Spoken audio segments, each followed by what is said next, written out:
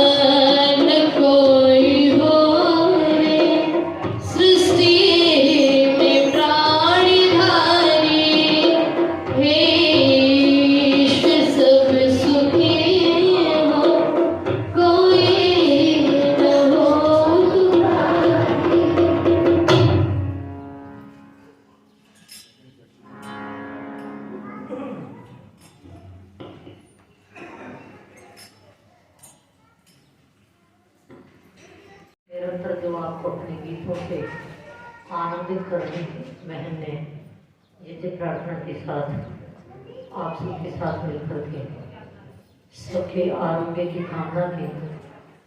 हमारे जो यजमान बड़ी ही श्रद्धा के साथ कृपा के आसन पर आसीन है, उनको हम अपना आशीर्वाद देंगे। यजमान हाथ जोड़ करके बैठेंगे और जो भी आदरणीय महानुभाव हैं इस यज्ञ वेदी में समुपस्थित, वो सब भी उनको अपने शुभकामना का हाथ यजमानों की ओर करके, हमारे सेवामस्ती जी हैं, सन्यासी हैं, विद्वद्गण हैं, आचार्यगण हैं, वे सभी यजमानों का आशीर्वाद देंगे। मेरे साथ मिलकर बोलते हुए ओम सत्यः सन्तु यजमानस्य कामः, ओम शिवः सन्तु यजमानस्य कामः,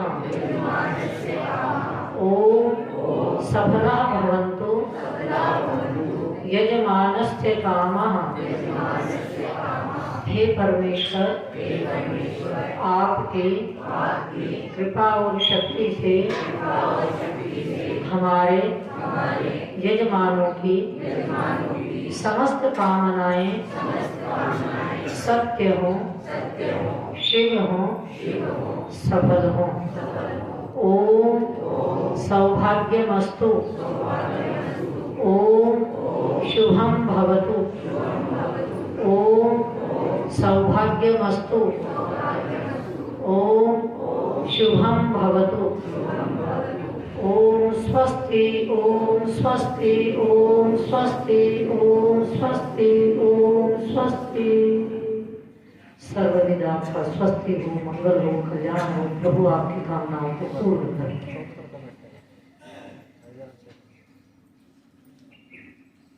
ओम।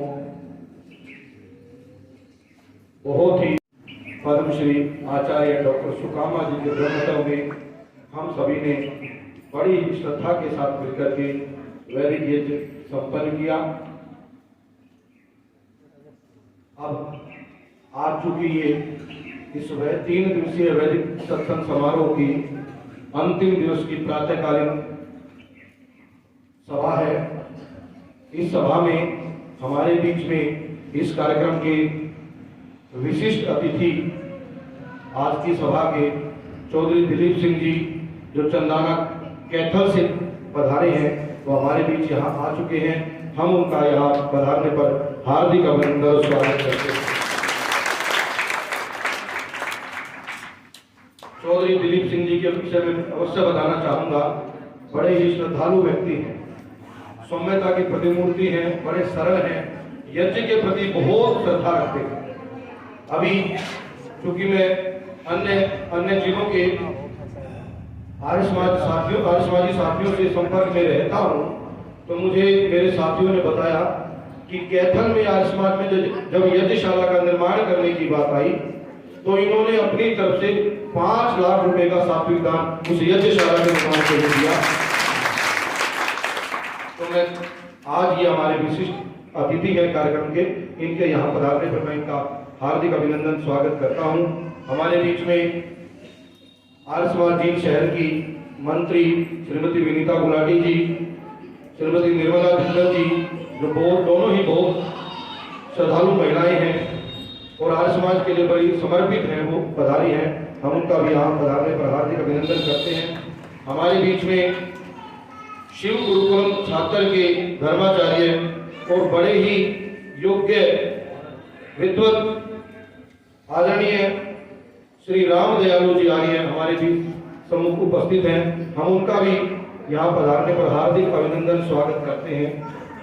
इसके साथ ही अकालगढ़ से हमारे साथी श्री भगत सिंह जी अपने साथियों के साथ आए हैं, उनका भी यहाँ पधारने पर हार्दिक अभिनंदन स्वागत।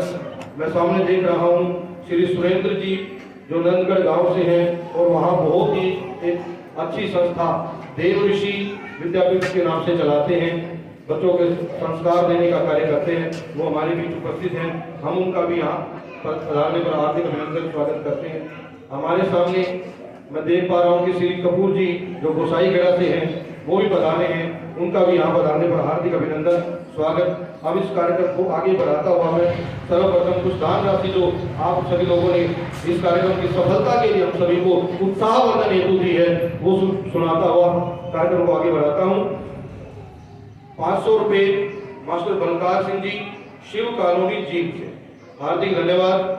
2100 रुपये श्रीमती जीवनी देवी, धर्मपत्नी श्री सत्यनारायण जी आर्य जो हमारे कोषाध्यक्ष हैं और सारा आर्य समाज का कोष का सारा कार्य संभालते हैं, बहुत ही समर्पित व्यक्ति हैं, उनकी तरफ से 2100 रुपये का दान प्राप्त हुआ है, हार्दिक धन्यवाद। 1100 रुपये देवव्रत आर्य एवं विकास आर्य की अपनी माता सुशीला देवी जी की स्मृति में दे रहे हैं, बहुत धन्यवाद। 1100 रुपये श्री जोगेंद्र आर्य जी, 1100 रुपये श्री रमेश आर्य जी, दोनों भाई हैं, ये दे रहे हैं, हार्दिक धन्यवाद। 1100 रुपये श्री जिले सिंह जी आर्य जो पूर्व प्रधान है आर्य समाज जींद शहर के, हम निमंत्रण देने के लिए उनके पास पहुंचे थे, बड़े श्रद्धालु व्यक्ति हैं, सरल व्यक्ति हैं, उन्होंने उसी समय 1100 रुपये का सात्विक दान दिया, बहुत धन्यवाद। 500 रुपये श्रीमती मीरा देवी, धर्मपत्नी श्री हरिलाल आर्य जी, 200 रुपये श्रुति आर्य सुपुत्री श्री हरिलाल आर्य जी, 200 रुपये त्रिषा आर्य सुपुत्री श्री हरिलाल आर्य जी, 200 रुपये हर्षित आर्य सुपुत्र श्री हरिलाल आर्य जी, ये कुल मिलाकर 1100 रुपये का दान श्री हरिलाल आर्य जी के घर से प्राप्त हुआ है, बहुत बहुत आभार। इन्होंने इस कार्यक्रम में बहुत सहयोग किया है और साप्ताहिक सत्संग में भी बड़ी रुचि से ये सब बच्चे भी और खुद हरिलाल जी भी बड़ा सुमधुर तरीके से कार्यक्रम को संचालित करते हैं। 1000 रुपये श्री सूरजमल जी रेडू जो हमारे वरिष्ठ प्रधान रहे हैं, बड़े ही इस उम्र में भी बड़ी श्रद्धा रखते हैं समाज के प्रति, सत्संग के प्रति, वो दे रहे हैं, बहुत धन्यवाद। 100 रुपये श्री पवन गौतम जी आर्य समाज मंदिर रामनगर से दे रहे हैं, बहुत धन्यवाद। 500 रुपये श्री कुशलपाल जी ढिल्लो एकता नगर से मेरे साथी हैं, अध्यापक साथी, वो दे रहे हैं, बहुत बहुत धन्यवाद सभी दानी महानुभावों का। परमपिता परमेश्वर आपके नेक कमाई में सदैव बरकत रखे और इस प्रकार की श्रद्धा आपकी बनाए रखे, हमेशा आप इस प्रकार के सत्संग के कार्यक्रमों में, सामाजिक कार्यक्रमों में दान देते रहें, इसी कामना के साथ मैं परमपिता परमेश्वर से आपके लिए आशीर्वाद और मंगल कामनाएं चाहता हूं। और अब मैं इस कार्यक्रम को आगे बढ़ाता हुआ हमारे बीच में आर्य जगत की उदीयमान भजनों देशिका, जिनके मधुर कंठ से आप पिछले 2 दिन से बड़े ही प्रेम से सुमधुर गीतों का श्रवण कर रहे हैं, मैं उनको आमंत्रित कर रहा हूं, कुमारी तनु आर्य जी और उनके प्रेरणा स्रोत उनके पिता श्री महाशय जगदीश आर्य जी को, कि वो अपने कार्यक्रम की प्रस्तुति हम सभी को देंगे, सभी को अपने मधुर भजनों से आनंद विभोर करेंगे। बहन कुमारी तनु आर्य। सैंबल को लाल लाल सुमन मिले कहाँ से, पीले पीले पुष्प किसने दिए हैं बबूलों को, तूली तूली काएं ले ले सजाता है कैसे को,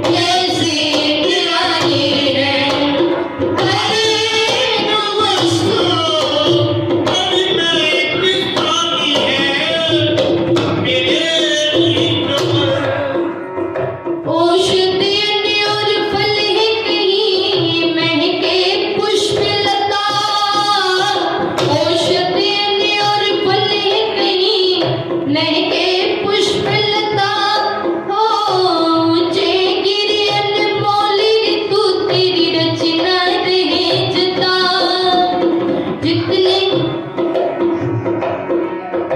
औषधि और फल है कहीं महके पुष्प लता ऊंचे गिरे अनमोल ऋतु तेरी रचना रहे जता है सबके बाहर भीतर है सबके बाहर भीतर ना तुझसे कुछ खाली है मेरे ईश्वर हे जगदीश्वर रचना ये तेरी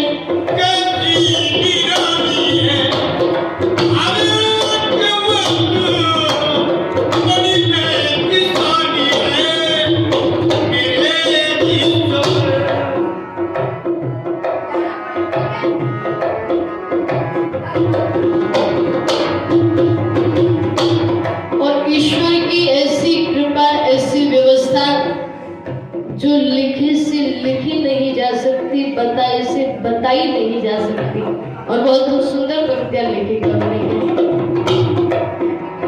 जितने बने उन सब की कलम सागर की शाही जितने बने उन सब की कलम सागर की शाही हो पृथ्वी हो कागज फिर भी तेरी प्रभुताई जितने बने उन सब की कलम सागर की शाही पृथ्वी हो कागज फिर भी तेरी प्रभुताई नहीं लिखी जाए सुधारक नहीं लिखी जाए सुधारक तू वो गौरवशाली है मेरे ईश्वर ये जगदीश्वर सतना ये प्यारी गति निराली है आये वक्त बड़ी महत्वशाली है मेरे ईश्वर मेरे ईश्वर मेरे ईश्वर मेरे ईश्वर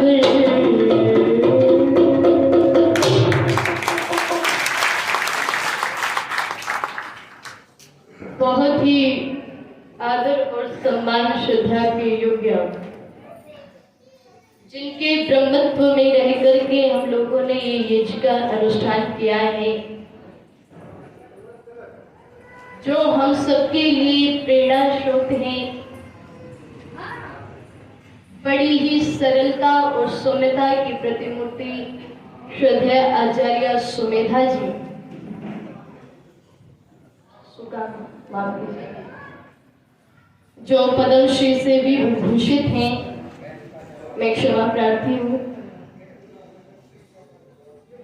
और जिनका कृतित्व व्यक्तित्व अपने आप में एक मिसाल है हम सब इनसे प्रेरणाएं लें वो बहुत कम है इनके व्यक्तित्व का जितना बखान किया जाए अपने आर्य समाज के यशस्वी प्रधान जी श्रद्धेय कर्ण सिंह जी मंत्री पद को सुशोभित करे श्रद्धेय अजीत सिंह जी कोषाध्यक्ष पद को जो सुशोभित कर रहे श्रद्धेय सत्यनारायण जी और विशिष्ट अतिथि के रूप में जो हमारे मध्य में पहुंचे हैं जो यज्ञ के प्रति बड़े ही श्रद्धालु हैं आदरणीय श्रद्धेय दलीप कुमार जी आर्य जो कैथल से हमारे मध्य में पहुंचे हैं इनका यहाँ पहुंचने पर स्वागत अभिनंदन है इनका सत्कार है मेरे जीवन के प्रेरणा स्रोत जो एक परछाई की तरह से मेरे साथ में रहते हैं ढोलक पर मेरा साथी श्रद्धेय मेरे पिता जगदीश जी और सारी की सारी व्यवस्थाओं को जो अपने अंतर्गत रखते हैं कहीं कोई त्रुटि न हो जाए ये मन में भावना रहती है श्रद्धेय यजवीर आर्य जी सामने बैठे हुए समस्त धर्म प्रेमी सज्जनों पूजा और वंदना की योग्य पवित्र मातृशक्ति आइए कुछ विचारों को आप लोगों के मध्य में साझा करने का प्रयास मैं करूंगी, इसी आशा और विश्वास के साथ में कि आप लोग बड़े ध्यान से श्रद्धा से सुनो। चूंकि आप लोग सुनते हैं, परमपिता परमात्मा की व्यवस्था इस प्रकार की है कि दुनिया के अंदर कोई व्यक्ति उनके समक्ष कोई भेंट भी रखे तो वो उनके सामने तुच्छ है। लेकिन ध्यान रखना, यदि आत्मीयता जब परमपिता परमात्मा से व्यक्ति कर ले, जब अपने अंदर परमात्मा को अनुभव कर ले, अपने अहंकार को परमात्मा की भेंट चढ़ा दे, तो उससे बड़ी भेंट दुनिया में कोई हो नहीं सकती। जब परमपिता परमात्मा के सानिध्य को व्यक्ति पाता है, उसकी कृपा दृष्टि को जब व्यक्ति पाता है, तो उसका जो उन्मूलन हो वो कहा नहीं जा सकता, सुना नहीं जा सकता। और ध्यान रखिएगा, आज विडंबना ये है कि व्यक्ति परमात्मा की भक्ति करना नहीं चाहता। आज लोग कहते हैं कि क्या करना है परमात्मा की भक्ति करके, परमात्मा को तो बुढ़ापे में देख लेंगे। अभी नहीं कोई समझाने वाला हो कि तुम क्या बुढ़ापे में परमात्मा को देखोगे, बुढ़ापे में तो परमात्मा तुम्हें देख लेगा। और एक उर्दू के शायर ने लिखा कि बुढ़ापा आ गया यारो न कांटे से कटता है, कि बुढ़ापा आ गया यारो न कांटे से कटता है, और ना हम बिस्तर से उठते हैं और ना बिस्तर हमसे उठता है। तो बुढ़ापे की तो वो स्थिति होती है। आज व्यक्ति शुभ कार्य करके खुश नहीं है, परमात्मा की भक्ति करके खुश नहीं है, परमात्मा का नाम तक नहीं लेना चाहता, इतनी विडंबना है। लेकिन जिस व्यक्ति ने धन होने के बावजूद दान नहीं किया, तो उसका धन कुछ काम नहीं आया।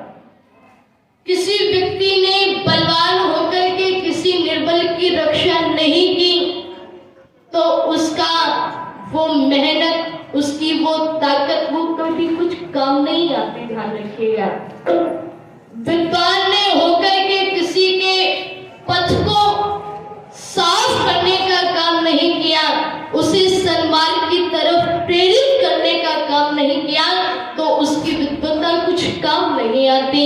इसी प्रकार से कवि ने बहुत सुंदर पंक्तियां लिखी हैं।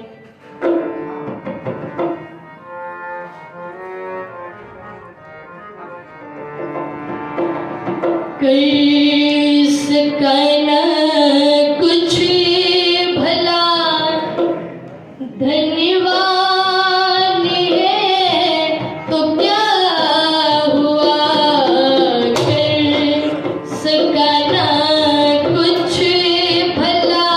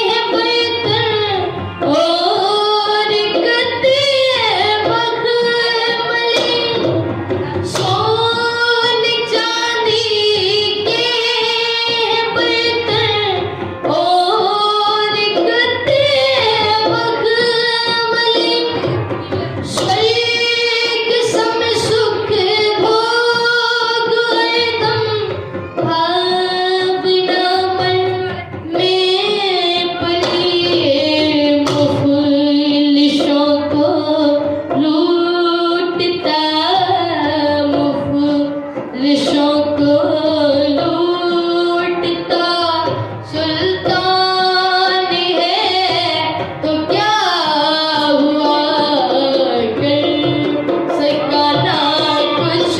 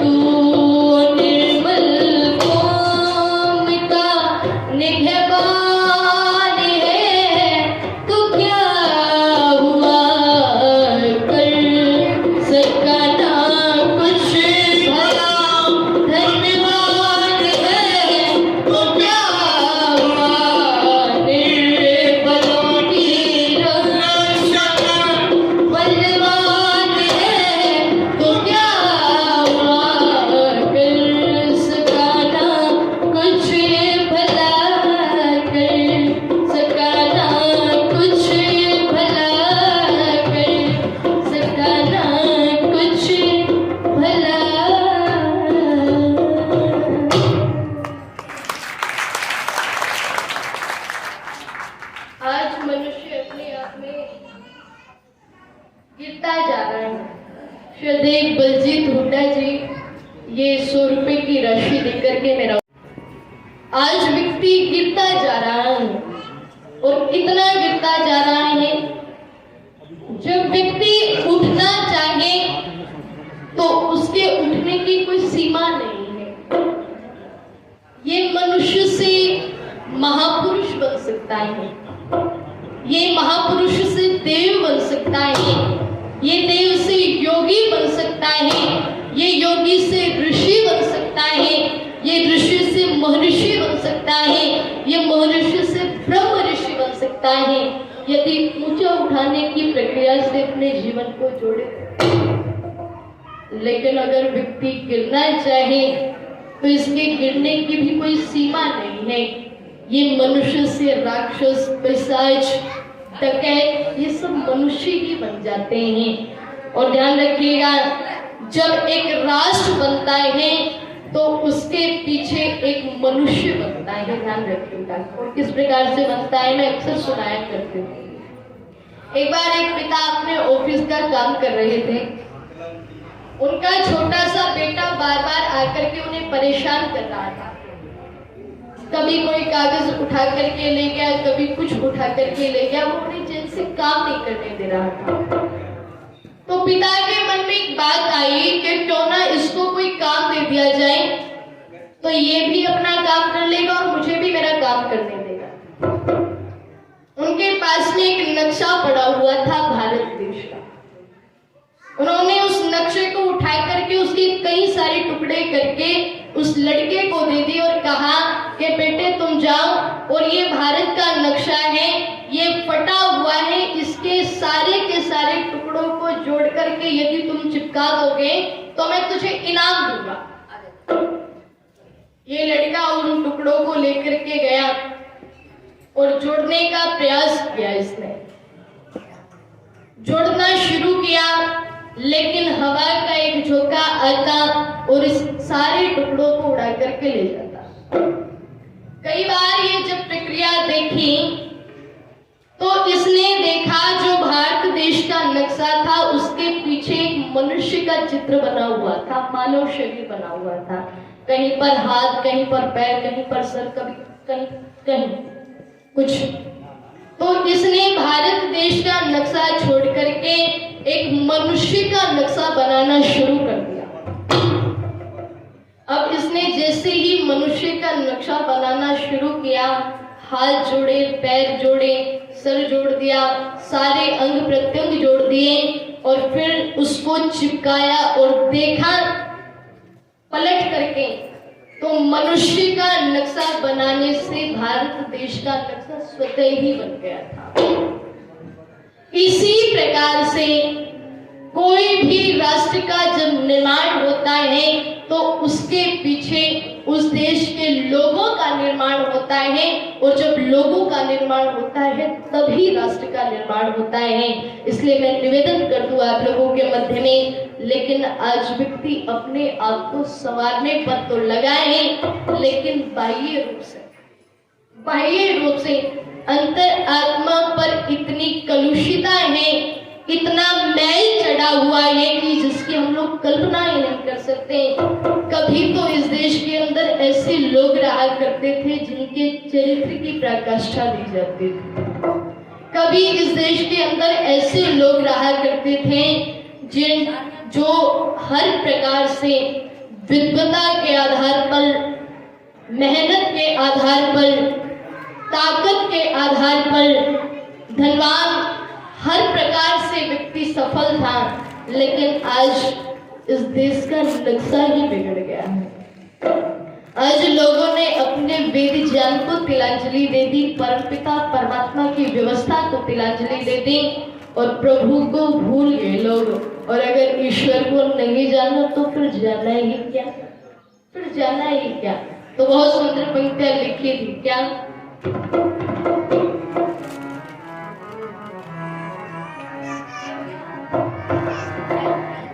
कि प्रभु को न जाना तो कुछ भी न जाना, यदि उसको जाना तो सब कुछ है जाना। प्रभु को न जाना तो कुछ भी न जाना, यदि उसको जाना तो सब कुछ है जाना। प्रभु को न जाना तो कुछ भी न जाना, यदि उसको जाना तो सब कुछ है जाना। वही तो पिता है और माता सभी का, कर्मों कर रखता है खाता सभी का। वही तो पिता है और माता सभी का, कर्मों कर रखता है खाता सभी का। न्यायोचित फल वही देने वाला, न्यायोचित फल वही देने वाला। बचेगा न कोई ना चलेगा बहाना। प्रभु को न जाना तो कुछ भी न जाना, यदि उसको जाना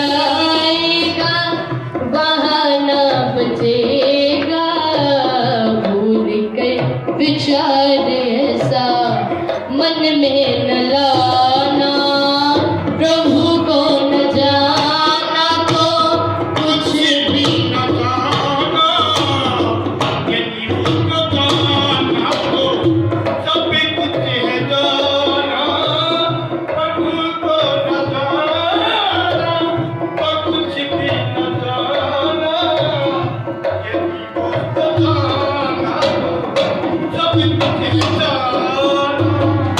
अरे सुन पुजारी तेरी झूठी कथा है, जो कहता है करता क्षमा देवता है।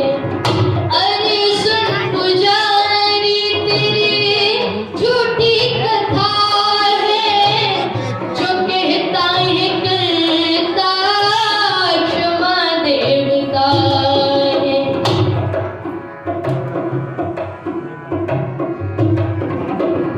चाहे कंगना ले या पिंडदान कर ले, चाहे कंगना ले चाहे पिंडदान कर ले, संग घंटे घड़िया जितने बजाना, प्रभु को न जाना तो कुछ भी न जाना, यदि उसको जाना तो सब कुछ है जाना, प्रभु को न जाना तो कुछ भी न जाना, यदि उसको जाना तो सब कुछ है जाना। ईश्वर पे विश्वास कर ले ओ प्राणी, राम निवास होना फिर कोई हानि। ईश्वर पे विश्वास कर ले ओ प्राणी, राम निवास होना फिर कोई हानि।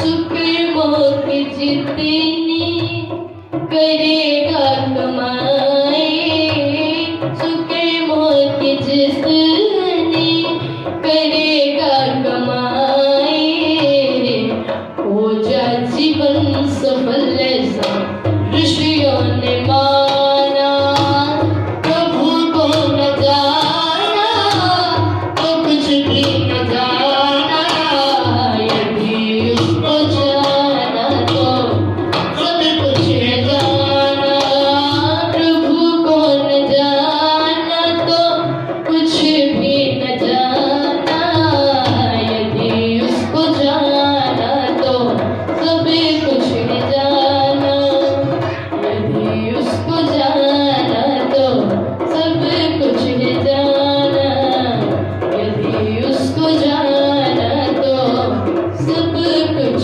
है जाना।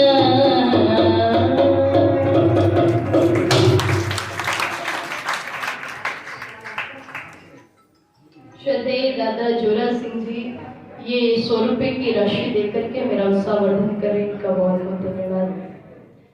परमात्मा के विषय में लोगों भ्रांति हो गई है, और कैसी भ्रांति हो गई है मैं अक्सर सुनाया करती हूँ।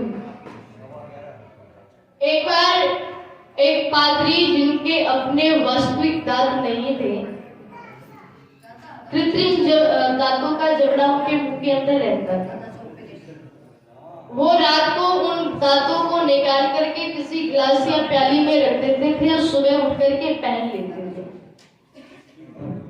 थोड़ा अटपटा लग रहा है, पहन लेते थे। तो वो एक दिन वो सोए और वो अपने दांत निकालना भूल गए, और जब दांत निकालना भूल गए तो सुबह वो जब उठे उनको ध्यान आया कि वो रात को दांत निकालना भूल गए।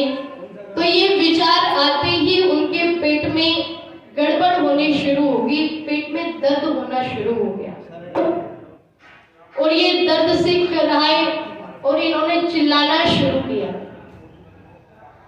बाजू वाले कमरे से इनकी पत्नी निकल करके आई। बोले क्या हो गया, क्यों चिल्ला रहे हो? बोले मैं रात को अपने दांत निकालने भूल गया और वो दांत अब मेरे पेट में चले गए हैं। मुझे ऐसा लग रहा है कि वो दांत मेरी आंतों को काट रहे हैं, मुझे बड़ा दर्द हो रहा है। ये बात जब सुनी तो पत्नी भी हड़बड़ी में गई और एम्बुलेंस के पास में फोन किया। एम्बुलेंस की गाड़ी आई तो ये रोते रोते चिल्लाते चिल्लाते कराते कराते गाड़ी में बैठा और हॉस्पिटल के अंदर पहुंच गया। हॉस्पिटल के अंदर जब पहुंचा तो डॉक्टर से कहा कि डॉक्टर साहब मेरे पेट में मेरे दांत चले गए हैं, पूरा का पूरा जबड़ा चला गया है और वो मेरी आंतों को काट रहे, मुझे बड़ा दर्द हो रहा है। तो डॉक्टर ने बड़े हंस करके मजाकिया तौर पर इससे कहा कि पागल हो गए हो, इतना बड़ा जबड़ा गले के अंदर कैसे जा सकता है? मनुष्य का ही गला है, कोई हाथी का गला थोड़ी है जो अंदर चला गया।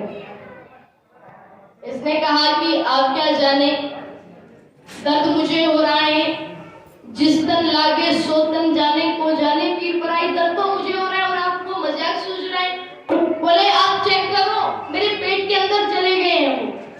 डॉक्टर ने कहा तो कोई बात नहीं, ये सृजन केस है, हम चेक कर लेते हैं। इसे ऑपरेशन थिएटर पर लेकर जाया गया और जैसे ही इसको क्लोरोफॉर्म सुंघाने के लिए आगे बढ़ा डॉक्टर, तो हॉस्पिटल का चपरासी दौड़ता हुआ एक चिट्ठी लेकर के आया और चिट्ठी लेकर के आया तो वो चिट्ठी उसने डॉक्टर के हाथों पर थमा दी। अब चिट्ठी पढ़ करके डॉक्टर के होठों पर हंसी खिलने लगी और जब डॉक्टर को हंसते देखा तो इस व्यक्ति ने कहा कि क्या लिखा है ऐसा चिट्ठी में जो आप हंस रहे हैं? बोले बात ही हंसने की है। बोले कैसे? बोले तुम्हारी पत्नी की चिट्ठी है, उसने लिखा है कि तुम्हारे दांत बिल्ली उठा करके ले गई थी, तीसरे कमरे में मिले हैं। और ये जब बात सुनी तो पादरी साहब बैठे हो गए और बैठ करके माथे पर हाथ मार के कहते हैं कि डॉक्टर साहब मुझे लग ही रहा था, वो तो विचार के आने से मेरे पेट में अनायास दर्द शुरू हो गया, लेकिन जैसे ही मैं हॉस्पिटल में आया हूँ और इस ऑपरेशन थिएटर पर आया हूँ तो दर्द कम हो गया था और अब तो मानो दर्द बिल्कुल ही नहीं रहा। इसी प्रकार से लोगों को कई बार भ्रांति हो जाती है और उस भ्रांति में न जाने लोग क्या कर बैठते हैं, न जाने क्या कर बैठते हैं। तो परमपिता परमात्मा तो वो सत्ता है जिसको हम लोग अनुभव कर सकते हैं, जिसे हम पा सकते हैं, लेकिन बड़ी साधना से परमपिता परमात्मा ने इतनी असीम कृपा हम पर बरसाई है। परमपिता परमात्मा ने इतना सुंदर शरीर हमें दिया है, इतने अच्छे अच्छे प्रकृति के पदार्थ हमें दिए हैं, लेकिन जब तक इस देश के लोग परमात्मा की आज्ञा का पालन करते रहे, वेद चांद की आज्ञा का पालन करते रहे, तो ये देश विश्व गुरु कहलाता रहा। और एक समय वो था जब इस देश के ऋषि मुनि लोग हिमालय जैसी पर्वत की चोटी पर खड़े होकर के ये हवाला कर देते थे कि एक देश प्रसुतस्य सकाशात अग्रजनता स्वं स्वं चरित्रं शिक्षेरन् पृथ्व्यां सर्वमात्रा। आदरणीय श्रीदेव बलवीर जी जो अपनी पुस्तकें लेकर के राशि देते थे, मेरा उत्साहवर्धन करें, इनका बहुत बहुत धन्यवाद। और आचार्य प्रोफेसर ओम कुमार जी भी हमारे मध्य में पहुंचे हैं,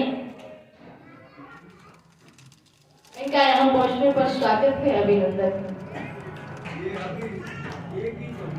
हाँ बिल्कुल, आज वो जमाना हमसे कहीं खो गया है सज्जनों, वो जमाना हमसे कहीं खो गया है जब लोग वेद ज्ञान की व्यवस्था में रह करके चला करते थे, जब ऋषियों की आज्ञा का पालन किया करते थे, जब पानी दूध की तरह से व्यवहार बाहर करता था, वो जमाना हमसे कहीं खो गया है।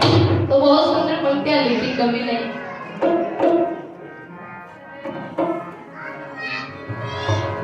जाने वो जमाना किधर गया जी, ऋषियों का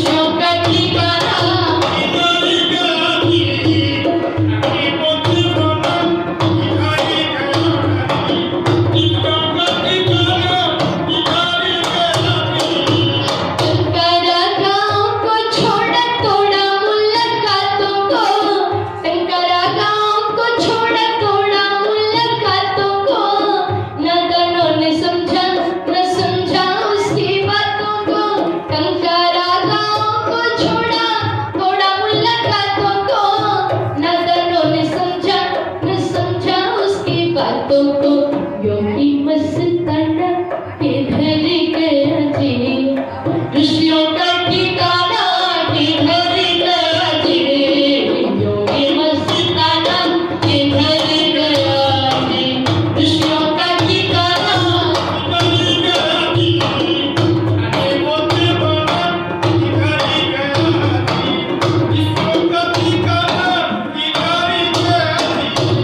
उसी का उद्घोष वेद वाणी है भगवान की, उसी का उद्घोष वेद वाणी है भगवान की, इसी में समर्थ मानव जीवन के कल्याण की, उसी का उद्घोष वेद वाणी है भगवान की, इसी में समर्थ मानव जीवन के कल्याण की, वेदों का खजाना किधर गया जी, ऋषियों का ठिकाना किधर गया जी, वेदों का खजाना किधर गया जी, ऋषियों का ठिकाना किधर गया जी, जाने वो जमाना किधर गया जी,